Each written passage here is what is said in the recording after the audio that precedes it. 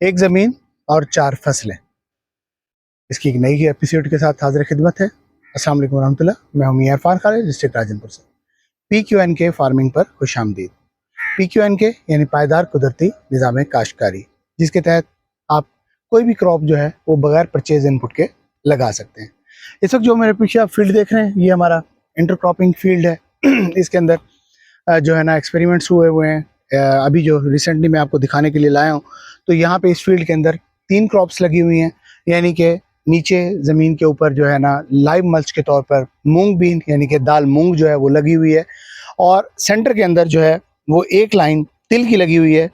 आप देखें ज़रा करीब से आके, तो ये देखें, ये सेंटर लाइन जो है ये तिल है, और तिल का पौधा माशाल्लाह बहुत ही हेल्दी, बहुत ही खूबसूरत, ज़बरदस्त है। और इसके साथ साथ ये देखें, ये मूंग बीन का पौधा है।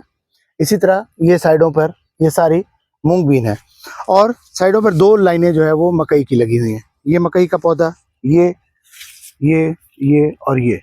तो इस तरह से साइडों के ऊपर 2 लाइनें मकई की लगी हुई हैं, और सेंटर के अंदर हमारे पास एक लाइन जो है वो तिल की लगी हुई है। तो अमूमी तौर पे तिल जो होता है, इसको बहुत ही कम पानी की ज़रूरत होती है।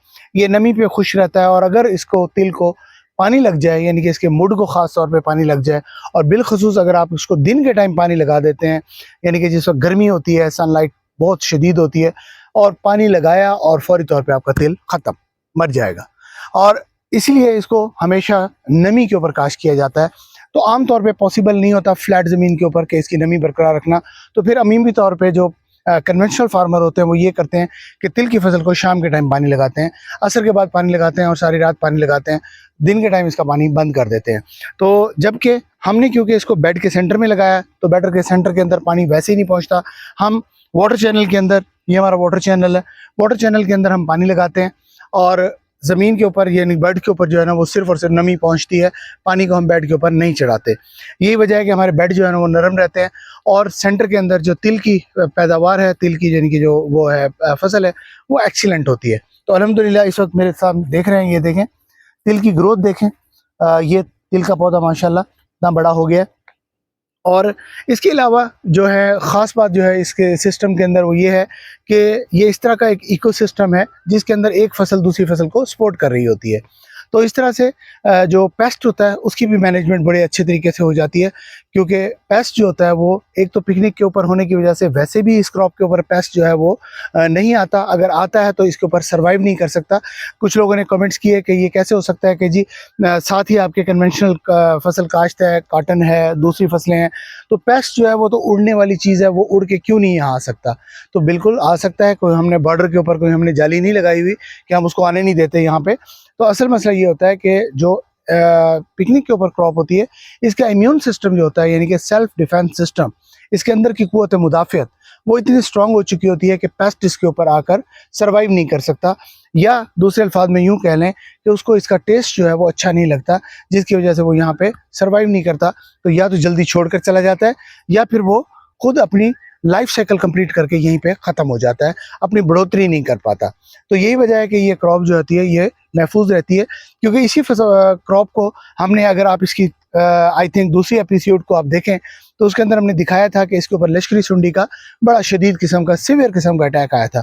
कन्वेंशनल के ऊपर भी आया था, और हमारी PQNK फसल के ऊपर भी आया था सेम डेज के अंदर। तो कन्वेंशनल वालों ने जो है ना इसके ऊपर एमामेक्टिन वगैरह का स्प्रे किया, जहरों का स्प्रे किया, और लगातार 2 स्प्रे किए, तब जाके वो सरवाइव कर पाए। जबकि अल्हम्दुलिल्लाह हमने इसके ऊपर किसी किस्म का कोई स्प्रे नहीं किया।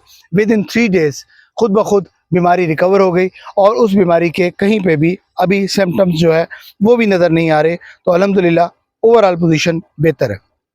अक्सर लोग ये भी कमेंट करते हैं कि जी आप किसी अच्छे एरिया के अंदर अच्छे पैच के ऊपर खड़े होकर वीडियो बना लेते हैं, और अपना बाकी फील्ड तो हमें दिखाते ही नहीं है।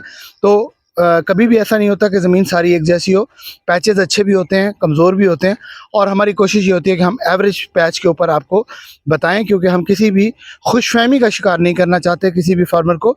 तो बेसिकली हम खुद भी फार्मर हैं, तो इसलिए हम कोशिश ये करते हैं। ये मेरा जो जिस फील्ड में मैं अब लेके आया हूँ, ये ओवरऑल जो मेरा रकबा है उसके अंदर सबसे कमज़ोर तरीन पैच जो है वो ये वाला है, जिसके अंदर इस वक्त मैं चल रहा हूँ। तो ये पैच जो है इसकी पोजीशन आपके सामने है। तो अच्छे पैच जो है वो अल्हम्दुलिल्लाह इससे भी बहुत ही अच्छे हैं।